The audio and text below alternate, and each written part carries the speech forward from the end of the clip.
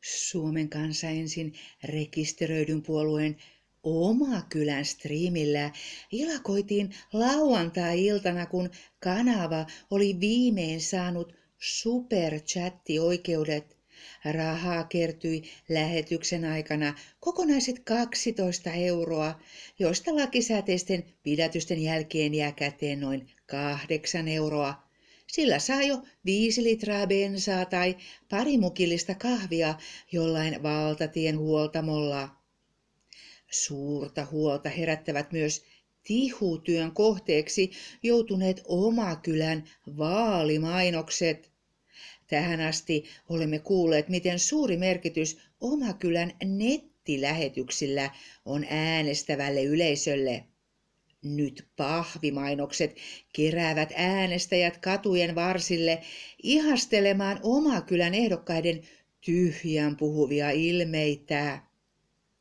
Saimme kuulla Omakylän savolaiselta neropatilta tiukan analyysin vaalimainoksia rikkovista kansalaisista, heille sopivista kurinpitotoimista sekä jotain höpinää poliitikon uskottavasta imagosta. Vaalimainoksia rikkovat henkilöt ovat Pohatan mielestä yhteiskunnan tulonsiirroilla, kuten työttömyyskorvauksilla ja eläkkeillä siinitteleviä kiittämättömiä suomalaisia. Ja luonnehdinta koski vahingossa myös Omakylän kansanedustajaehdokkaita. Lauantai-striimin keskustelu oli muutenkin ääri oikeaa.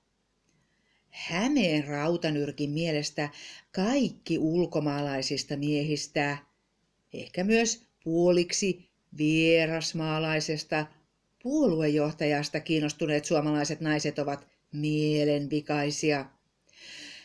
Omakylän tehostemies pitää taas omien kokemustensa perusteella ulkomaalaisten miesten fyysisiä ominaisuuksia suurimpana syynä naisten kiinnostukselle.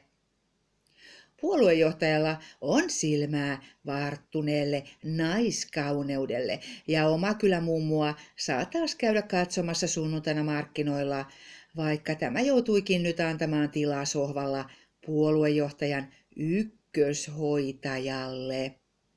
Striimin lopussa pakosta sinkkuna elävä mummuehdokas paheksuu muita sinkkunaisia ja perheenäitien haluttomuutta synnyttää lisää lapsia.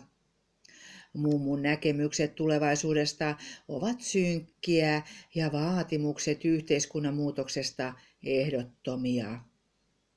Vuodatuksesta paljastuu syvä katkeruus muiden suomalaispoliitikkojen urakehityksestä, sillä olisihan toki mielenkiintoisempaa työskennellä jossain Euroopan keskuspankissa ja kuluttaa aikaa viehättävissä mannermaisissa katukahviloissa.